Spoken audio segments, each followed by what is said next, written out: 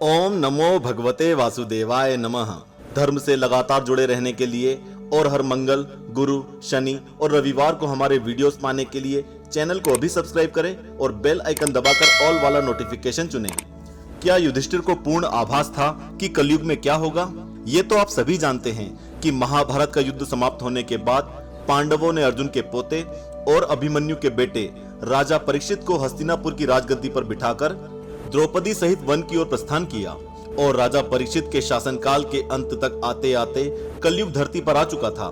लेकिन क्या आप जानते हैं कि राजा युधिष्ठिर को इस बात का आभास पहले ही हो चुका था? नहीं। स्वागत है आपका आस्तिक स्पिरिचुअल सीक्रेट्स में। पांडवों का अज्ञातवास समाप्त होने में कुछ समय शेष रह गया था। पांचों पांडव और द्रौपदी जंगल में छुपने का स्थान ढूंढ रहे थे। उधर शनिदेव की आकाश मंडल से पांडवों पर नजर पड़ी। शनिदेव के मन में विचार आया कि इन पांचों में बुद्धिमान कौन है, परीक्षा ली जाए। शनिदेव ने अपनी माया से कई योजन दूर तक फैला हुआ महल बनाया। उस महल के 4 कोने थे, पूरब, पश्चिम, उत्तर और दक्षिण। अचानक भीम की नजर महल पर पड़ी और वो आकर्षित हो गया। भीम युधिष्ठिर से बोला, भैया मुझे महल देखना है। भाई ने कहा, जाओ। भीम महल के द्वार पर पहुंचा। वहां शनिदेव दरबान के रूप में खड़े थे। भीम बोला, मुझे महल देखना है। शनिदेव ने कहा, महल की कुछ शर्त है। पहली शर्त, महल के 4 कोने हैं, आप एक ही कोना देख सकते हैं। दूसरी शर्त, महल में जो देखोगे उसकी सार सहित व्याख्या करोगे। तीसरी शर्त, अगर व्याख्या नहीं कर सके तो कैद कर लिए जाओगे। भीम ने कहा, मैं स्वीकार करता हूं, ऐसा ही होगा। और वह महल के पूर्व छोर की ओर गया। वहां जाकर उसने अद्भुत पशु पक्षी और फूलों और फलों से लदे वृक्षों का नजारा देखा। आगे जाकर देखता है कि 3 कुएं हैं। अगल बगल में छोटे कुएं और बीच में एक बड़ा कुआं है। बीच वाले बड़े कुएं में पानी का उफान आता है और दोनों छोटे खाली कुओं को पानी से भर देता है। फिर कुछ देर बाद दोनों छोटे कुओं में उफान आता है तो खाली पड़े बड़े कुएं का पानी आधा रह जाता है। इस क्रिया को भीम ने कई बार देखा पर समझ नहीं पाया और लौटकर दरबान के पास आता है।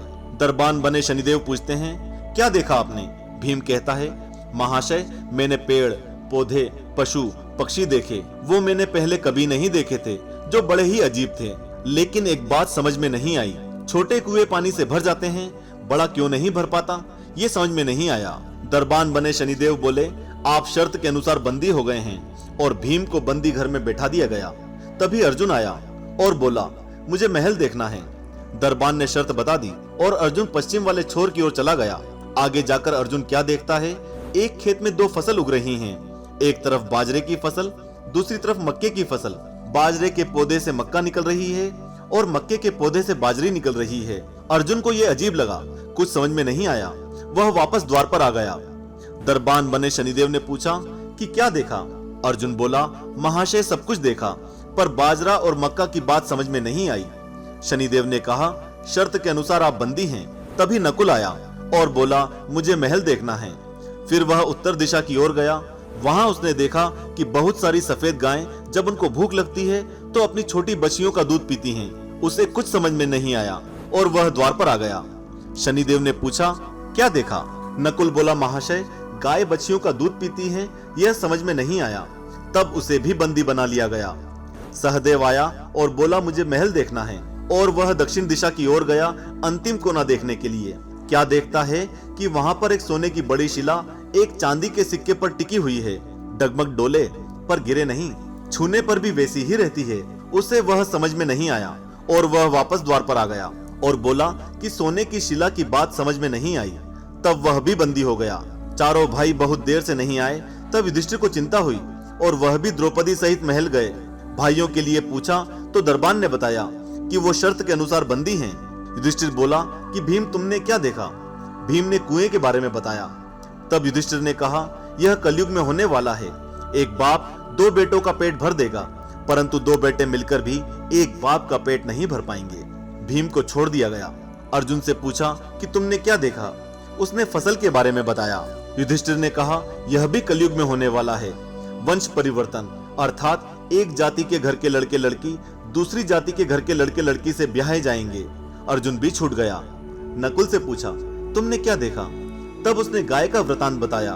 तब युधिष्ठिर ने कहा, कलयुग में माताएं अपनी बेटियों के घर में पलेंगी, बेटी का दाना खाएंगी और बेटे सेवा नहीं करेंगे। तब नकुल भी छूट गया। सहदेव से पूछा कि तुमने क्या देखा। उसने सोने की शिला का वृतांत बताया। तब युधिष्ठिर बोले, कलयुग में पाप धर्म को दबाता रहेगा, परंतु धर्म फिर भी जिंदा रहेगा और खत्म नहीं होगा। आज के कलयुग में यह सारी बातें सच साबित हो रही हैं। मित्रों, हम ये नहीं कह रहे कि इसमें क्या सही है क्या गलत है, लेकिन हाँ, ये तो हम देख ही रहे हैं कि इस तरह की घटनाएं हमारे आसपास हो रही हैं। जैसा कि प्रसंग में बताया गया है कि पाप को धर्म दबाएगा, तो मित्रों, ऐसे दौर में हमें अपने धर्म को बचाना बहुत जरूरी है। धर्म से हमारा मतलब आपका काम है। आप जो भी काम करो पूरी निष्ठा, सच्चाई और ईमानदारी से करो, क्योंकि जो धर्म के मार्ग पर चलेगा वो कलयुग के बुरे प्रभावों से बचा रहेगा। ध्यान दीजिएगा। हमें यह प्रसंग अच्छा लगा तो आपके सामने रखा। आशा करते हैं कि आप इसे और भी लोगों तक पहुंचाएंगे। जय श्री कृष्णा।